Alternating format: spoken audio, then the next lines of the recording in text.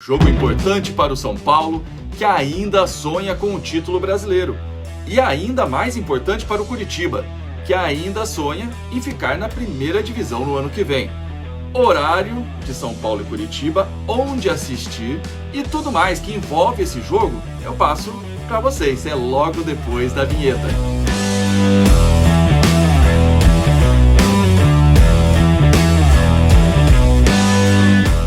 Antes de começarmos a falar de futebol, eu quero lembrar vocês de deixarem um like nesse vídeo, inscreverem-se no canal e ativarem o sininho da notificação ainda. Eu quero pedir a todos vocês para me seguirem no meu perfil do Instagram, @canaldofante, e o perfil do Twitter também, @RodrigoFante. O link para as minhas redes sociais aqui na descrição desse vídeo.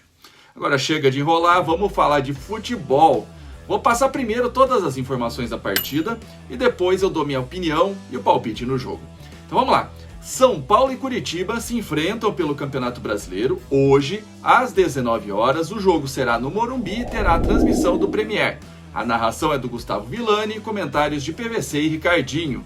O quarteto de arbitragem é de Santa Catarina. O juiz será o Rodrigo D'Alonso Ferreira, o assistente número 1, Alex dos Santos, assistente número 2, Thiago Americano Labs. Árbitro de vídeo é o Emerson de Almeida Ferreira. Aqui falei que era o quarteto de Santa Catarina, mas o Emerson é de Minas. Então o trio de arbitragem Santa Catarina, mas o árbitro de vídeo é de Minas.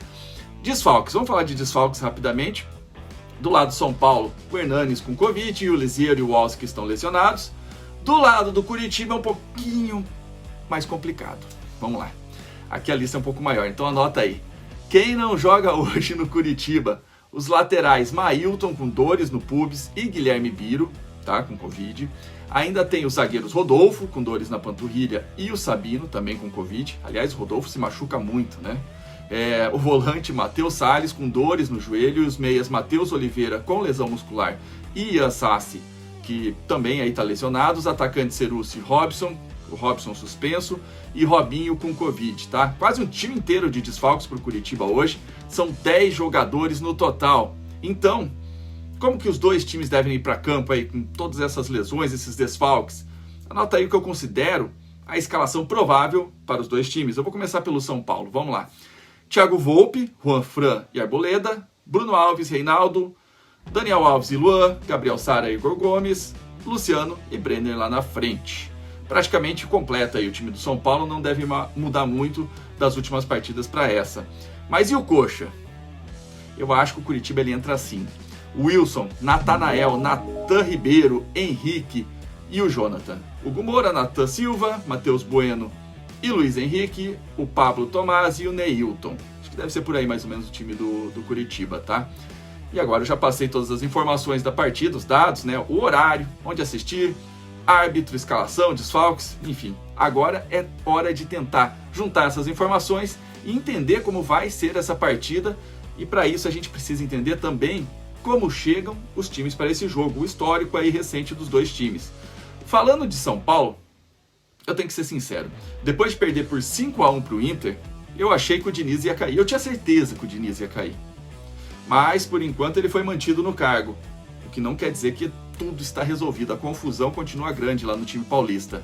A diretoria do clube já deu um chamado no Raí, no Diniz, Daniel Alves, no elenco de forma geral.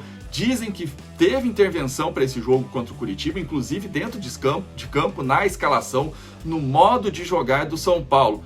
E isso não sou eu que estou falando, tá? Inventando aqui. O Eduardo Tironi e o Arnaldo Ribeiro que comentaram isso no programa Posse de Bola essa semana. E eu estou aqui assumindo que seja verdade, me parece ser real. Então é algo que deve sim estar mexendo com os brios de toda a comissão técnica e jogadores. Vai ser interessante como eles vão reagir a essa intromissão no trabalho deles. Mas o fato é, para mim, Fernando Diniz ter permanecido após uma derrota tão traumática e tão categórica me surpreendeu. Mesmo com toda aquela defesa apaixonada do Daniel Alves na entrevista após do jogo, dizendo que o Diniz é um exemplo, que ele não forma apenas jogadores, mas sim homens. A verdade é que hoje o torcedor do São Paulo quer alguém que faça o básico, que monte um time, que dispute e ganhe títulos. Se puder, no meio do caminho, formar homens, melhor ainda. Mas o São Paulo precisa de títulos, apenas isso nesse momento. Bom, do lado do Curitiba, o técnico ainda será o interino, o Júlio Sérgio. O novo técnico do Curitiba, o paraguaio Gustavo Morinigo, pegou Covid e ainda está fora. Ele fazia até um trabalho interessante ali no começo, nos treinamentos também, vinha conseguindo reabilitar alguns jogadores, melhorar um pouco o padrão de jogo do time, mesmo com esse time bem limitado do Curitiba.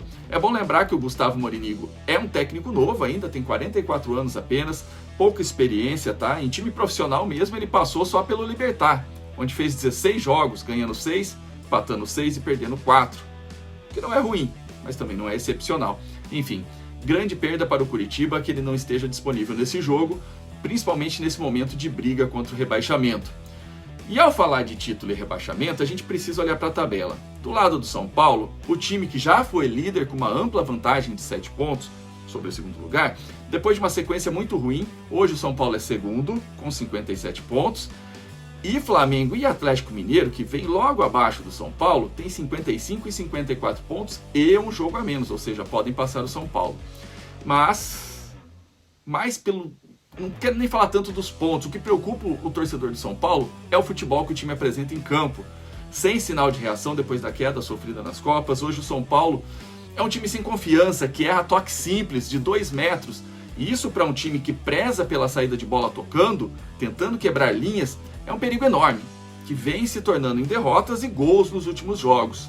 O Diniz precisa mostrar que sabe ler o momento do time, que estuda os adversários, que ele precisa entender que ser técnico não é apenas montar um estilo de jogo, isso ele já mostrou que sabe, mas é também saber adaptar esse estilo a diversas situações. E isso, até agora, ele não conseguiu, ou pelo menos não tentou. Ele joga sempre da mesma maneira ou muito similar.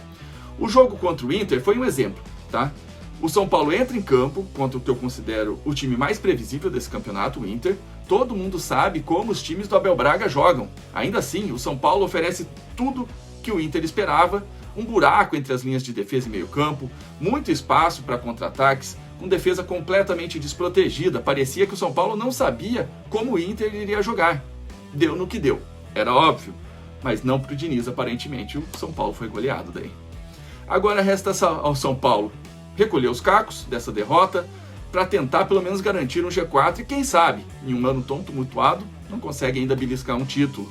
Embora hoje a tarefa pareça bem mais difícil do que parecia 5 ou 6 semanas atrás. E do lado do Coxa, ele tem 7 jogos para tirar 6 pontos do Vasco, Sport e Bahia. Times que vêm logo acima dele, mas não parece fácil, não parece fácil. Principalmente para um time que nos últimos 5 jogos fez 5 pontos no total. Me parece quase impossível, essa é a verdade. Na arte que eu soltei lá no Instagram, no @canaldofante ontem, eu deixei palpites para cada jogo dessa rodada. E para esse jogo de hoje, meu palpite é na vitória do São Paulo. Eu vou tentar ser mais específico aqui no vídeo, eu acho que vai dar São Paulo 2, Curitiba 0 e vai brilhar uma luzinha de esperança para o torcedor de São Paulo lá no fim do túnel. Agora, se você discorda do meu palpite, é simples. Deixa o seu palpite aí nos comentários e vamos ver quem acerta depois.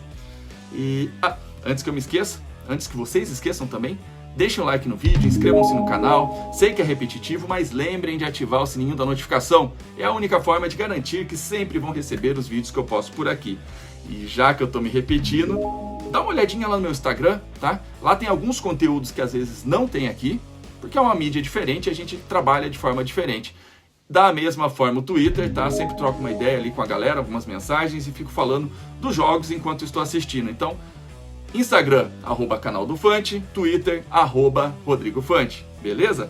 Galera, nesse vídeo era isso. Deixo a todos vocês um forte abraço e até mais.